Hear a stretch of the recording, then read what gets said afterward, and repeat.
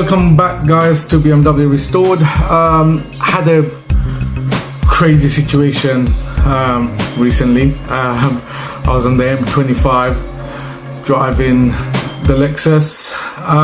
It's quite a new car that I ended up buying, and it was a good deal. It can't be good to be true for it to be that cheap. But car condition was perfect. Both cosmetic, in terms of mechanical side, done a test drive and I bought it from the owner. Driving was perfect. Suspension, you name me, no leaks, anything like that, the usuals that you would do. So didn't really too much go into if the heater's blowing and AC is working and stuff like that. Usually I'll talk about BMWs and stuff like that, or do more contents about BMW, but this is one of the Lexus that I usually kind of use as a more of a daily use. Got it home, I thought, you know what, let's take you for a drive, see how she's running, and go from there. And funny enough, jumped on the M25, doing 65-70 on the M25, heading towards Luton side kind of way. And I thought, let me just give you a little push, see what the car's about. And obviously on the motorway, it was in the evening, so it was after work, so put the heating on, right? And obviously with Japanese cars, when you put the heating on, the AC comes on automatically, whereas German cars, you have to physically switch it on, the AC, or switch it off, or whatever. I mean, yeah, but Japanese cars, they come on automatically regardless if you want to put the AC on or not. So put it on, drove for about, so I'm on the third lane, 30 seconds after putting the heating on, because obviously it was cold at night time. I thought they would put it on now. Car just completely cut off. Doing 65 on the motorway, literally cut off on me on the third lane, and I was like panicking, panic mode completely, like, whoa, what happened there? Because it was in the night, the road wasn't as busy, so somehow I kind of just rolled with that speed and the momentum. Surprisingly, I was just coming to a bit where the shoulder started, so it's literally 10 yards that I made it by. Otherwise the car would have completely stopped. But yeah, so I managed to move from the third lane, second lane, and to the hard shoulder, and I sat there for a good 2 minutes, brain frozen, thinking, whoa, what just happened there? And you know, it's just kind of a shock, you know, motorway, your car just cuts off whilst you're driving on crazy speed. Okay, I thought, you know what, start it. Guess what, just bang, straight away, no problems, just started, no issues. And relieved at the same time, but I'm thinking, okay, I'm on the motorway, there's no service around the next God knows how many miles, and I thought, what if it does it again? And I thought, you know what, I'm going to switch off the radio, switch off everything, just in case. Maybe because I had the incident previously where my battery wires were a bit loose, the connection, and where it was a bit of humps and bumps on the road. What happened was it started coming loose, and I thought, you know what, maybe that could be the case. This was I started driving back on the motorway, so I thought, let me get to my destination, which is not too far, and it's way before the next service anyway. And I thought, hopefully I just make it there, and I just stayed on the first lane, drove like 50 miles because I don't know what was going to happen, just in case. But yeah, got to my location, car was running fine, started fine and all that stuff, and when opened the bonnet, checked the wires, everything, you know, nothing wrong with the car. And I thought, okay, fine, no problem. Hopefully, God knows what happened, but you might be okay. I can just head back now. So I was going back, coming back into London, again, put the heating on. Boom, gone. Again, cut off. It wasn't on the motorway, it was on more of a dual carriageway, but luckily again it had 3 lanes and it was a bit of traffic, so even when it did cut off, I was actually on a traffic light, so luckily that wasn't the issue where I had to kind of do some dangerous move to kind of pull over or anything of the sort. Still baffled. So I thought, you know, switch everything off. No heating, no radio, no nothing. Let me just go home. Came home, I thought panicking, and I thought, you know what, I'm gonna go and get it checked by mechanics and stuff like that. Done, you know, loads of research and on YouTube, not much information out there. So I thought, oh my god, what's going on here? A lot of people talk about sensors, you know, things like that, and I'm thinking, okay, that's fine. Let's just stick the diagnostic machine in there, and we'll figure out what the problem is.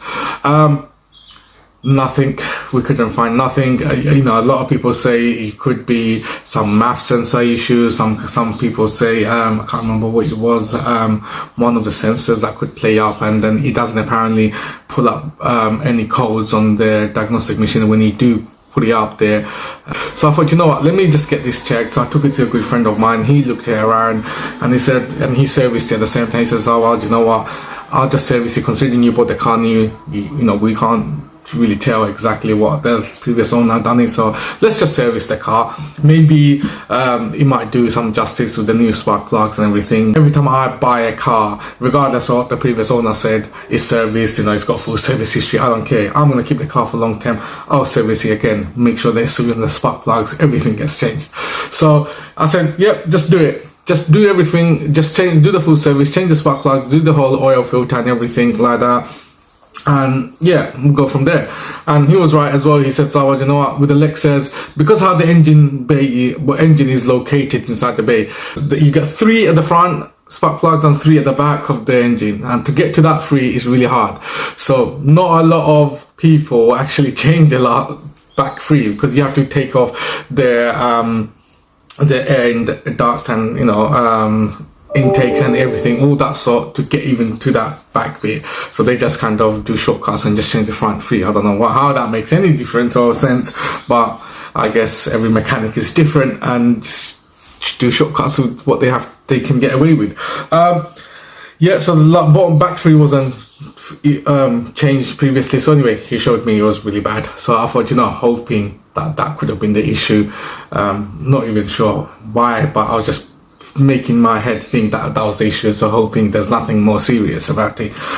And also when he was cleaning, he said the manifold was very clogged up. He cleaned it up anyway, so I thought, you know what, maybe the airflow had the issue. So when I was pushing on the motorway, maybe that was one of the reasons that he wasn't breathing well enough, and hence the reason he cut off.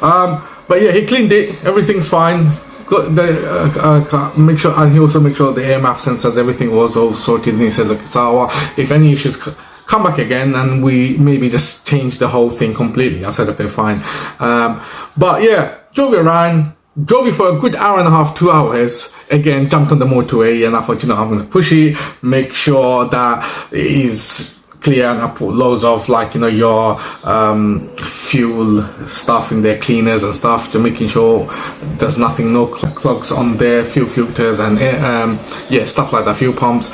So stuff okay, happy days, no issues. And I was wearing my jacket in the car, so I didn't put the heating on or anything, and completely forgot about that. But anyway, I thought, okay, hour and a half into the driving, I haven't had any issues, so let me just bring it back home, leave it there. 2 days later, I took it out for a drive again. Literally 15 minutes into the drive, I was on the dual carriageway, and the thing just cut off on me because I had put the heater on. Started doing some research, and then I thought, you know, I'm going to go down, check what happens whenever I put the AC on, or whenever I put the heating on, because the AC comes on as soon as you put the heating on. If I put the heating on its own, without the AC, like switch the AC off straight away, no issues, car's fine, no problem. If I leave the AC on, what the compressor was doing, it was jammed. It was jammed. It was literally, I was seeing sparks coming out from the AC compressor, and I thought, my God, so now it makes sense. So what happened was, every time the AC was coming on, it was the rotation of the whole AC compressor, and he was literally stuck. There's nothing happening, and that's what's leading to the car being, well, cutting out on me. And like I said, no one initially could figure it out exactly. So I'll show you around anyway what happened. So this is it. This is running normally without the AC on. Put the AC on.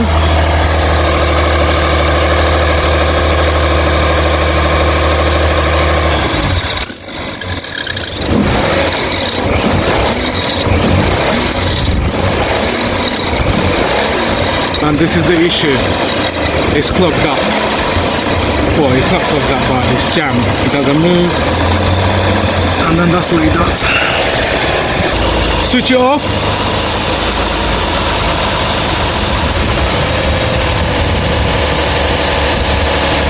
Switch it on.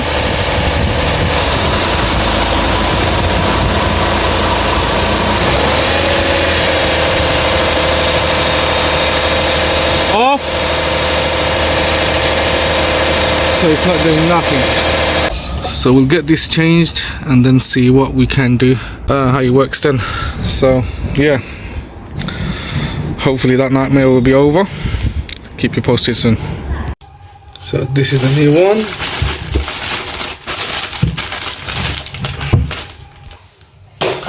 So this is the aftermarket one, just the eBay one. I think it set me back about 300.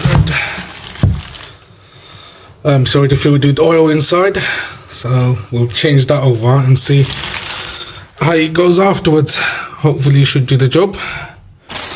Good thing is it comes with all the bits already there, so you don't have to transfer anything over, hopefully. Really heavy, so yeah, all of that is intact, nothing is changing. Moving. So good. Let's see how it goes. We'll come back shortly.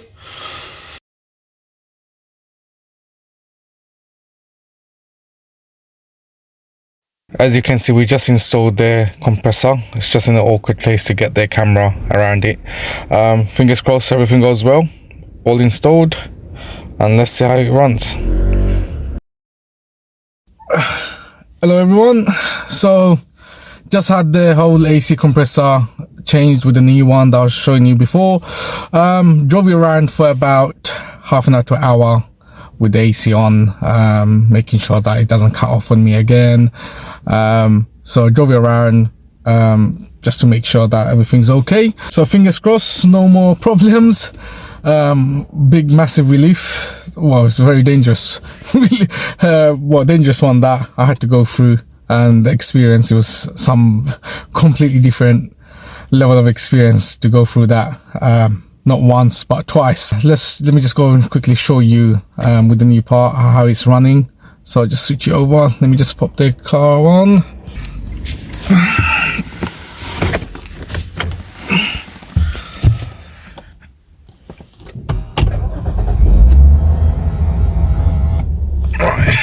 Just gonna show you exactly what the car's saying. So luckily no lights, so when the car is to switch off, before it used to have the engine light come on, ABS light on, everything used to come on, but yeah, nothing's on at the moment. So let's just show you how it's running. I'll switch the AC on before we go, so we can show you that it's running properly.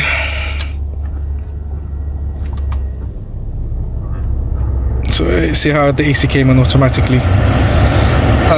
Just put it on low, so you can off.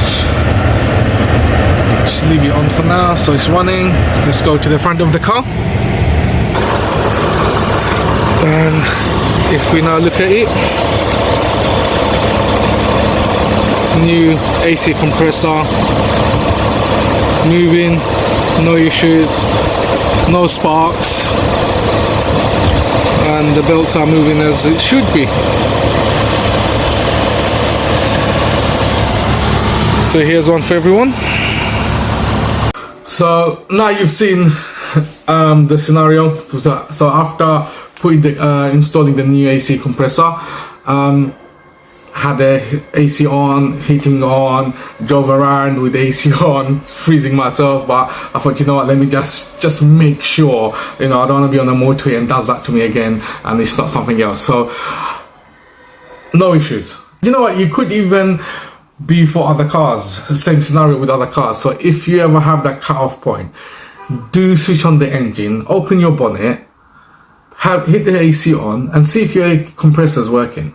Because sometimes diagnostic machine might not even pull this up or give you a code. So pull it up, see if your compressor is jammed, see if it's rotating, if it's moving. It's not, I think with the Lexus is what happened was internally it got all rusted or worn off or whatever, and it was all getting jammed and the belts wasn't moving or turning. So I would say have a look at the compressor, see if it's doing what it should be doing before you start throwing money at it, because that's would have been my next scenario, because my guy was saying to change the fuel filter and stuff like that, and to get to a fuel filter and pump on a Lexus, it's not a simple thing. They're fitted inside the tank, so it's not something that you can just quickly go underneath the car and take you off and reinstall a new one. It's a whole new ball game there, and labor charge, you could imagine how much that will come out to. So anyway, so just do some basic checks, things like AC compressor, to make sure that that's running all right. And hopefully this video might help, because I've done so much research on YouTube trying to see if anyone actually put that out there. Couldn't find anything. Maybe there might be some for other cars, but for a Lexus I didn't really come across one. So yeah, hopefully this helps you. Yeah, all the best, and hope you guys don't come to this scenario when driving on the motorway. Stay good, stay safe. See you soon.